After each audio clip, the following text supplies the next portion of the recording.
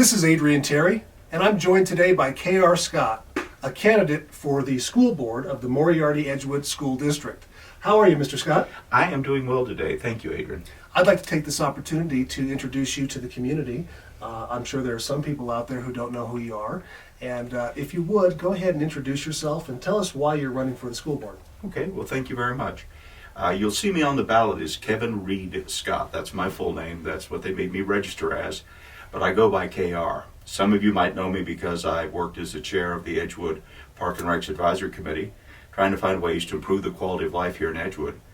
Some of you may know me because I'm a Lion, and I work with the Lions Club and do a lot of vision screening with schools in the area. And you might know me because I also volunteer over at the East Mountain Food Pantry. But if you do or not, I'm running for the school board because I think I offer something that the other two candidates do not.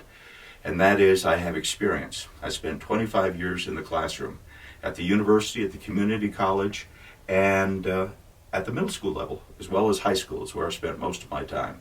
And in all those years, I learned a lot of things about what happens in schools, both good and both bad. And so what I want to do is offer that experience to the school district, because the other two candidates have their strengths, but they don't have the educational experience to understand what the needs are for Moriarty-Edgewood School District. So I think I can offer you something that is experience-based, a little maturity with that as well.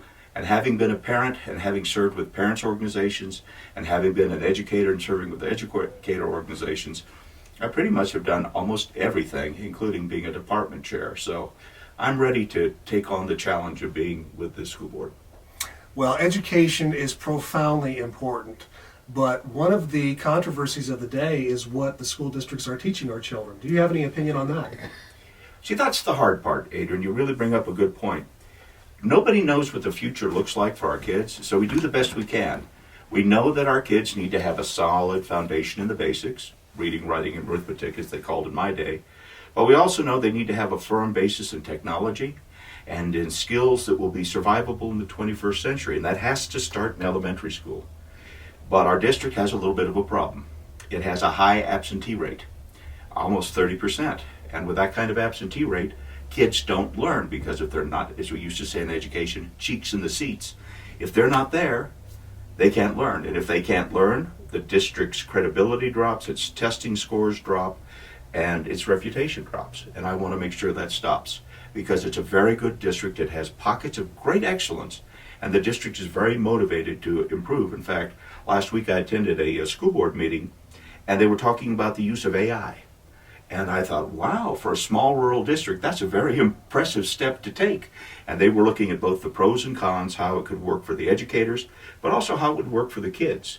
And so that's an impressive step. So I want to keep helping the district make those kinds of steps to have our kids fully ready upon graduation to handle the world, whether they go into academics and go into college or whether they go into the trades and manual skills. Whatever it is, we want to make sure every kid that walks out of Moriarty-Edgewood High School is prepared for their future. Well, one of the things that any school board member is going to have to do is to network and communicate with outside agencies, with policymakers, with those in the state legislature, with the Edgewood Town Commission. And you talked about some of your community engagement already. What kind of contacts or familiarity do you have with resources from outside agencies that might help the school district to advance the interest you're talking about? That's a very good question. Firstly, having worked with the town of Edgewood, working on park and recreations issue, I really sort of understand a bit about the commission. I'm not so sure the commission always understands themselves, but it's a good organization, and Edgewood really has a commitment to improving the quality of life for our folks. I started a group called the Teen Advisory Commission because I wanted teenagers in Edgewood to have something to do besides sitting around and getting into all kinds of mischief like I did, maybe you did as well.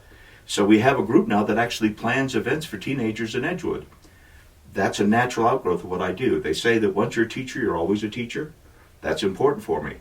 As a government teacher, government civics teacher back in Arizona, I worked with a lot of political officials. I worked with a lot of government agencies. I worked on getting grants. I have a lot of skills that will help me work very directly for the school district and help them improve, because I think we can find a lot of ways to bring more resources into the district to make things like technology a reality instead of a dream for the future.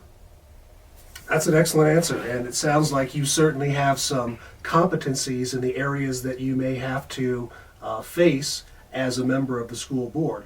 One of the things that's true is we can never predict the future, and there are certainly issues that you could face as a school board member that we just can't predict today. But one of the things that I think might be insightful for the community, those watching this video, is to understand a little bit about how you think and what it is that would be your organizing principles for how the school board should enact its policies. What do you think is most important for education for the youth of America today? Okay, that's a really good question, and I've had a lot of time to think about it. I believe in it's old and it's euphemistic, but it's called the educational triangle. At the apex are students. They are the reason for which schools exist, and sometimes school districts forget that. Sometimes they get caught up in the weeds, and they forget that kids are why they exist. At the two bottom legs are parents and teachers. They're co-equal, and I think sometimes we forget that as well, but sometimes it's all about teachers and all about parents, but they work together. And I learned as a president of an actual parents organization in the high school where my children attended that you have to work together.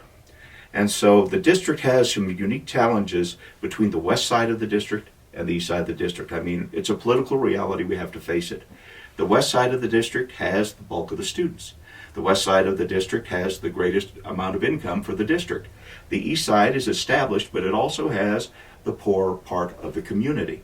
So what we need to do is bring them together. And I've been very concerned that the two have slipped apart so much that when we talk about a simple use of a building, like the South Edgewood Elementary building, we have a fight between the two, and it's just Moriarty versus Edgewood. I want to stop that. I don't believe that should be happening because it hurts the kids, because we want to deliver them the best education possible. And there's competition. We have charter schools.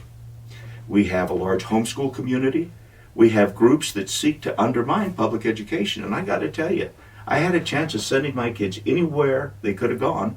I kept them with me in high school, and they hated it. Well, that's fine. You don't want your parents staring at you around the corner, but I learned that kids have two sides.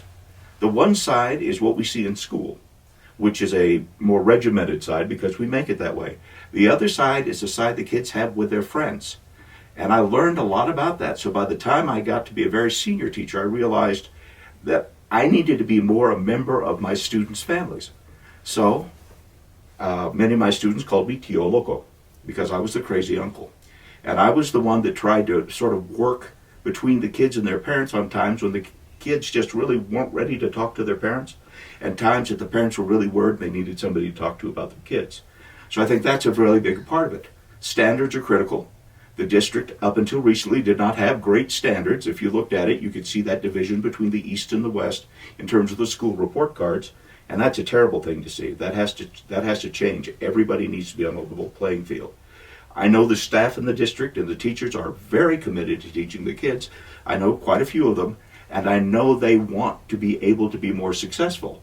So as a school board member, my number one goal is, besides the academic preparation of the kids, is to make sure that we get rid of any barriers that exist between teachers and parents.